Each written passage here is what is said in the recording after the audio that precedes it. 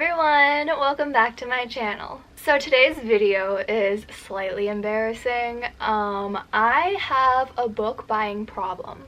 Like, genuinely, it is becoming a problem. This needs to be the last haul in a while. Like, I need to stop buying books. I need to start filming book reading vlogs and not book hauls because my bookshelf is so full and I just bought 10 more books. And they're like not short, so I don't even know where I'm gonna put them, but that's a later issue. Today I'm gonna show you the books I bought. These are all recent, kind of in the last week. I bought 10 books in a week, but most of them are from the book outlet, and I got 7 books for $60, so it's not like I'm like spending a boatload of money, but I still need to stop. And I need to use my Kindle. Like, I have a Kindle. Why am I not using my Kindle? Like, oh my gosh. Anyway, without further ado, let's get into the video. So I'm gonna start with the book that I got off of Amazon because it was on sale. Beach Read by Emily Henry. I have heard so many good things about this book, and I have heard Haley Pham rave about it. She was saying up until a couple days ago that this is her favorite book. I think it was replaced with some like movie romance book, but this was her favorite book for like almost a year. So I'm finally reading it. It's about these two authors that are like in beach houses and they're neighbors, and they write like opposite. I think one writes romance novels and the other one writes like, I don't know, it says Great American Novel, backwoods death cult. It's like they write differently, and they decide to swap genres to kind of like inspire each other and to get out of their creative ruts.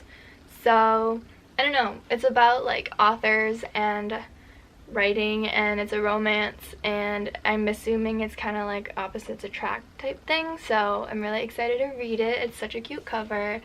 And I mean, it's a cult classic at this point, so I'll probably read this in like June. Next, I am going to talk about the 7 books I got from the book outlet, starting with The Bookshop of Second Chances, just because we were just talking about books and writing. It's by Jackie Fraser, and I don't really remember what it's about, so I'm gonna read the back. A woman desperate to turn a new page heads to the Scottish coast and finds herself locked in a battle of wills with an intriguingly aloof bookseller in this utterly heartwarming debut novel by Jackie Fraser. That was just the blurb at the top. It's such a long synopsis. I'll read it and then I'll summarize it. Okay, so it's about this woman named Taya, I don't know, and she's dumped by her husband of 20 years, and she is fired from her job, and then she realizes that her uncle who died, distant uncle, left her his antique bookstore in Scotland. So she goes over there, and then she tries to like win over the bookshop owner, and I guess it's like she falls in love, and it's the story of them. It's such a cute cover, and I don't know, it sounds really good. Like, I actually think I would really like it. Sorry, that's my dog snoring. Yeah, but all the books I got were under $10 except for one, so I'm pretty sure this was like $8. The next book I got from the book outlet is Cersei by Madeline Miller.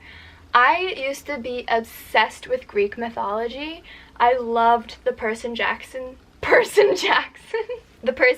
series in like elementary school, and so I got this. It's a little scuffed up, if you can tell, and I actually went to the bookstore earlier today, and it's like way less shiny than the ones in the store, but it's also like not even half the price, so I'm fine with it. I am a little afraid to read Song of Achilles because apparently that rips your heart out and tears it apart, but I haven't heard as dramatic things about this book, so I decided to pick it up and maybe get back into Greek mythology, and then maybe I will get Song of Achilles from the library and I'll read it. But this one, I'll just read the back. In the house of Helios, I think, god of the sun and mightiest of the Titans, a daughter is born. But Cersei is a strange child, not powerful like her father, nor viciously alluring like her mother.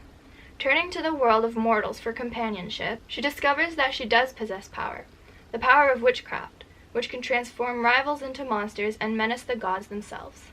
Threatened, Zeus banishes Cersei to a deserted island where she hones her occult craft and crosses paths with many of the most famous figures in all of mythology, including the Minotaur, I think, Daedalus and his doomed son, Icarus, the murderous Medea, and of course, Odysseus.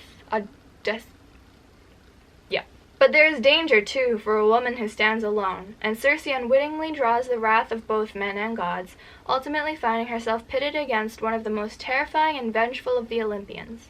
To protect what she holds dear, Cersei must summon her strength and choose, once and for all, whether she belongs with the gods she is born from or the mortals she has come to love. So, it's thick, too. How many pages is this? 385 pages. This is almost 400 pages. I think that maybe this is possibly the longest book that I will have read in a while. I'm not sure, but excited. Next, Normal People by Sally Rooney. I finally am going to read this book. I've been wanting to read it for so long. The back is short. I'll just read it. Connell and Marianne grew up in the same small town, but the similarities end there. At school, Connell is popular and well-liked, while Marianne is a loner. But when the two strike up a conversation, awkward but electrifying, something life-changing begins. Normal People is the story of mutual fascination, friendship, and love. It takes us from that first conversation to the years beyond, in the company of two people who try to stay apart but find that they can't. Apparently it was also turned into a show. My friend recommended I watch it. Even if I don't read the book, she's like, you have to watch the show. But I definitely want to read the book first. If you know anything about booktube or book talk, you've definitely heard about this book. It is very popular.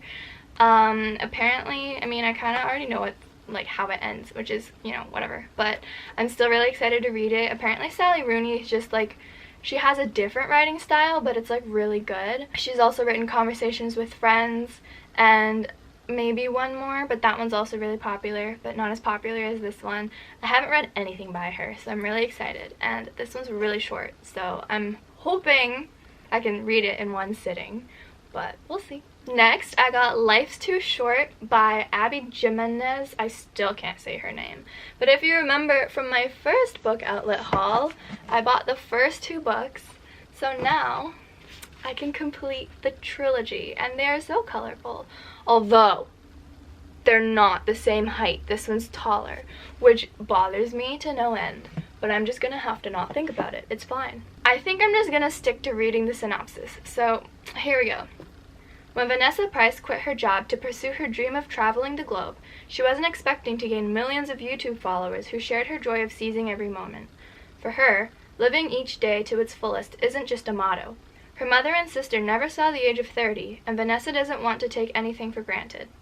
But after her half-sister suddenly leaves Vanessa in custody of her baby daughter, life goes from daily adventure to next-level bad, now with bonus baby vomit and hair. The last person Vanessa expects to show up offering help is the hot lawyer next door, Adrian Copeland. After all, she barely knows him.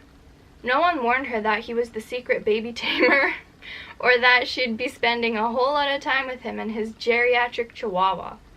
Now she's feeling things she's vowed not to feel, because the only thing worse than falling for Adrian is finding a little hope for a future she may never see. Does she have Alzheimer's? Is that what's going on? No, but 30. No. What could it be? Anyway, that's interesting. The way she wrote the synopsis is kind of interesting. I feel like there's more humor to it than these two, so that's exciting. I feel like it's gonna be a nice, light Mayo Clinic. Ooh, okay, yeah, so there's something wrong. I'm excited. I studied psychology, if you don't know. So, psychology stuff, illness, sickness, romance.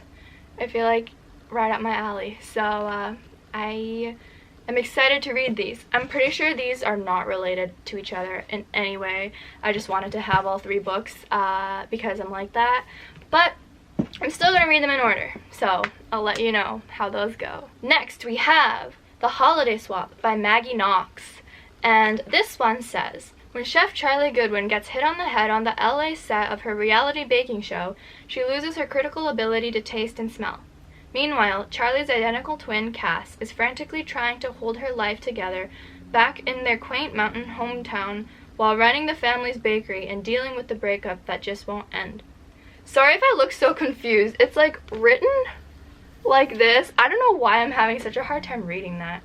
Anyway, with only days until Christmas, a desperate Charlie and Cass do something they haven't done since they were kids: switch places.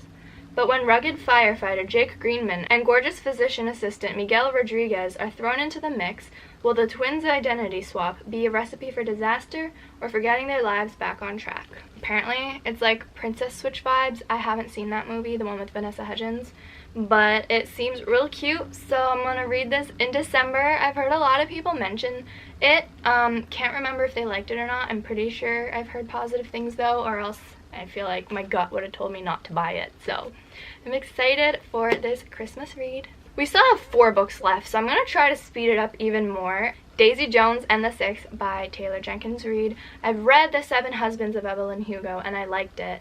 And then that same friend that told me to watch the Normal People show raved about this and said that I needed to read it immediately. So I picked it up and I'm reading it right now. I just barely started though, so I don't have an opinion yet. But I feel like it's going to be really easy to read because it's written in dialogue form. Like, it's literally like just dialogue. So it's very unique. It's about this girl who was a singer and then she joined a band, the Six, written as if it were the oral history of one of the biggest bands of the 70s. So I love 70s music. I love that time. I love rock and roll. I love like bands. I love music. So I feel like this is going to be really good. I already like it and I'm only on page 22. So I will keep you updated. The last book I got from the book outlet, I accidentally bought a hardcover book. I hate hardcovers because they're hard to hold. And this one's huge, like compared to a normal book. Like a paperback, but it was only like $8, whereas the original, it says it's $38, so I saved $30, which is good, I guess. But yeah, I've been wanting to read this for a while. It says, meet Jane. Newly arrived to Birmingham, Alabama, Jane is a broke dog walker in Thornfield Estates, a gated community full of McMansions, shiny SVUs, and bored housewives. The kind of place where no one will notice if Jane lifts the discarded tchotchkes and jewelry off the side tables of her well-heeled clients. Where no one will think to ask if Jane is even her real name. Meet Eddie. Recently widowed, he has become Thornfield Estates' why can't I say that? Thornfield Estates' most mysterious resident. Ever since his wife Bea, I literally can't pronounce anything, wow, drowned in a boating accident with her best friend, their bodies lost to the deep. Jane can't help but see an opportunity in Eddie. Not only is he rich, brooding, and handsome, but he could also offer her the kind of protection she craves. Yet as the two fall for each other, Jane is haunted by the legend of Bea, an ambitious beauty and successful entrepreneur with a rags-to-riches origin story. How can she, plain Jane, ever measure up? And how can Jane win Eddie's heart before her past, or his, catches up with her? With delicious suspense, incisive wit, and a fresh feminist sensibility, The Wife Upstairs flips the script on Jane Eyre, in a timeless tale of forbidden love, ill-advised attraction, and a wife who just won't stay buried. Okay, cool! So this is clearly a mystery thriller type book, which I already knew. And those are one of my favorite genres. If you can't tell, I basically just got romance, or is this the only one? Yeah, wow, I mostly bought romance. That's kind of okay. Anyway, yeah, so moving on. I won't talk about these really much at all because they were in my last video, my bookstore vlog, but today I bought Reminders of Him and Good Girl Complex. So Colleen Hoover, this is my 5th book of hers, I think, that I own. Elle Kennedy, first book I've ever owned, and I've never read any of her books, so this will be the first one. I'm really excited because this seems like something I'll be able to relate to. The main character is like a goody two-shoes good girl, and she is a people pleaser. And like, hello, that's me. But then she meets a bad boy, he has a secret, and then their relationship gets threatened. So I don't know, I think I'm gonna like it.